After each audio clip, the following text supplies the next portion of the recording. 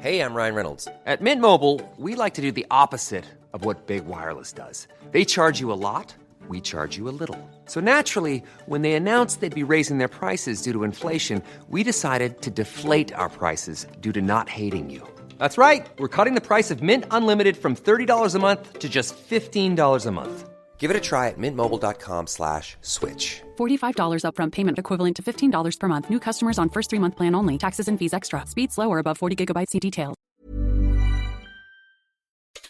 On today's Smart 7 G20 dominated by Ukraine discussions, Starmer holds meeting with China's Xi and lots more. It's Tuesday 19th of November, it's National Soup Day and happy birthday Adam Driver.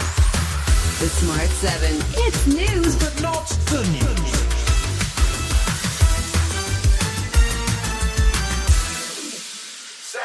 Monday saw day one of the G20 summit in Brazil as leaders from the world's largest economies gathered in Rio de Janeiro. Attendees included US President Joe Biden, Chinese President Xi Jinping and UK Prime Minister Sir Keir Starmer. Starmer and Jinping met for bilateral talks at the conference in the first meeting between the UK and the Chinese head of state since 2018. The tone was positive, with Xi signalling a willingness to see greater cooperation on trade, clean energy and a commitment to avoid future surprises. Sir Keir was also focused on Ukraine, which was thrust back into the spotlight after Joe Biden's decision to allow long-distance missile strikes on Russian territory. Starmer hasn't definitively given the green light for use of Storm Shadow cruise missiles on Russian targets, but he says this is a critical time for Ukraine. We must double down on our support for Ukraine. Tomorrow is day 1,000 of the conflict. That's 1,000 days of aggression from Russia.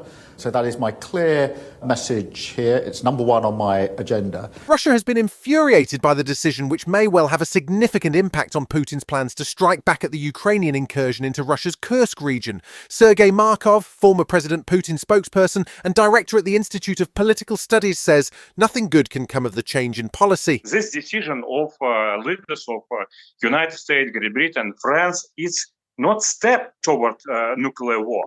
It's big jump to the nuclear war, nuclear catastrophe.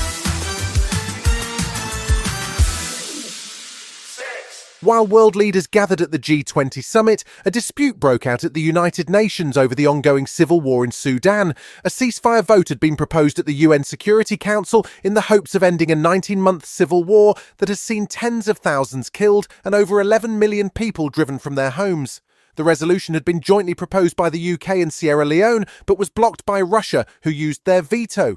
Dmitry Polyansky, who is Russia's deputy ambassador to the UN, called out the UK, accusing the government of double standards given their stance on Israel and Gaza. During all the work on the draft, they expended a lot of effort to delete from the text any mention of the legitimate authorities of Sudan. Their position is absurd and unacceptable, in particular in the light of the fact that the government of Sudan has control over the main processes in the state. Foreign Secretary David Lammy was deeply unhappy with the intervention. This Russian veto is a disgrace, and it shows to the world yet again Russia's true colours.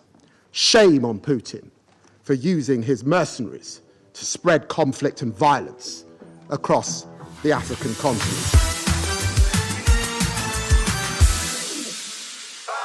Monday saw the government unveil a major overhaul in children's social care. It's intended to crack down on what's been called massive profiteering by private companies, sometimes at the expense of councils.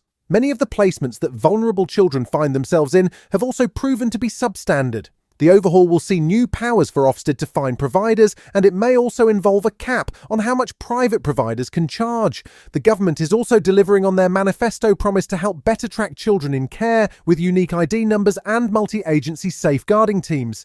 Education Secretary Bridget Phillipson says too many children are being failed by the system. You have some private providers who are securing 20 to 30% profits. This is off the backs of very vulnerable children who've been through often amongst the most traumatic experiences you can imagine, who've experienced real problems within their families that have got them to that point. And I just think it is completely unacceptable to see that level of profit. 42,000 people took part in the largest protest march in support of Maori rights in New Zealand on Tuesday. The protest was due to the introduction of a controversial bill. The Treaty of Waitangi was signed in 1840 between more than 500 Maori chiefs and the Crown, and is key to upholding the rights of Indigenous people in New Zealand. The demonstration marked the end of a 9-day haikoi, or peaceful protest, that had made its way through the country over the last week and finished outside Parliament. Asked about his reaction to the protesters' demands, New Zealand PM Chris Luxon says he has other concerns. When we see the number of Maori young kids in emergency motel accommodation and the work that we've done subsequently since coming to government to take them out of there, to put them into a proper house, that's the stuff that we talk about. When we work about with Waikato Tainui to make sure we're working on social housing, that's the work that we're interested in, making sure we improve outcomes for Māori, not this stuff. Still to come on the Smart 7, Scotland head to Nations League playoffs and Lindsay Lohan gets freaky all over again, right after this. Ryan Reynolds here from Mint Mobile. With the price of just about everything going up during inflation, we thought we'd bring our prices down. So to help us, we brought in a reverse auctioneer, which is apparently a thing. Mint Mobile Unlimited Premium Wireless. How to get 30, 30, bit to get 30, bit to get 20, 20, 20, bit to get 20, 20, bit to get 15, 15, 15, 15, just $15 a month? Sold! Give it a try at mintmobile.com/switch. $45 upfront payment equivalent to $15 per month. New customers on first 3-month plan only. Taxes and fees extra. Speed slower above 40 gigabytes. See detail. Welcome back. Monday night saw more Nations League games, this time with Scotland looking for a win in Poland after a dramatic victory over Croatia on Friday. And they did it again, winning 2-1 with a 93rd minute goal from Andy Robertson that sees Poland relegated and Scotland through to the playoffs instead. Monday also saw a statue of Harry Kane unveiled. It spent the last 5 years in storage because his local council couldn't decide where to put it. Harry turned up for the unveiling, proudly standing beside the statue which the Sun have called fugly, but he seemed pleased to have a visual representation of his football legacy. It's pretty special, to be honest. You know, these are things I didn't even think of when I was young, and obviously I dreamed of playing for England, I dreamed of playing in the Premier League and being a professional footballer, but it's these little moments that I think are special when you look back.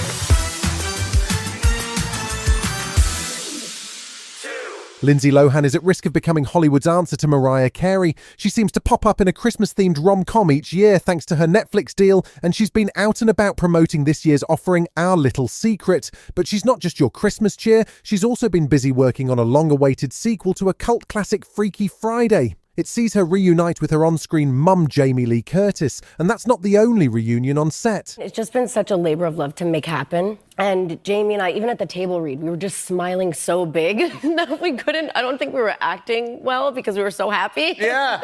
But the movie's funny, it's really funny. But Pink Slip is back together. The band, yeah.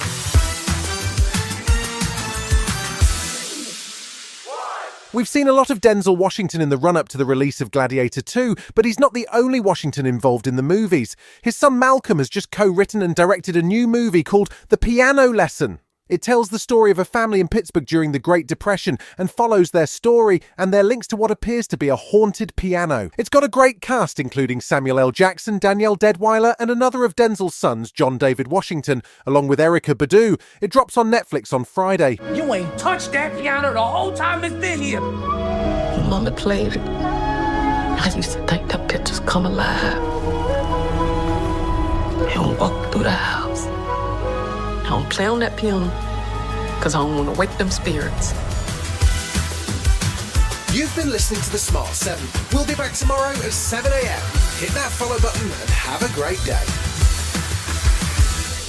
Give us 7 minutes and we'll give you... Tackle the NFL action on FanDuel. Get started with $150 in bonus bets if your first $5 bet wins. FanDuel, an official sportsbook partner of the NFL. 21 plus and present in Virginia. First online real money wager only. $5 first deposit required. Bonus issued as non-withdrawable bonus bets which expire 7 days after receipt. Restrictions apply. See terms at sportsbook.fanduel.com. Gambling problem? Call 1-800-GAMBLER.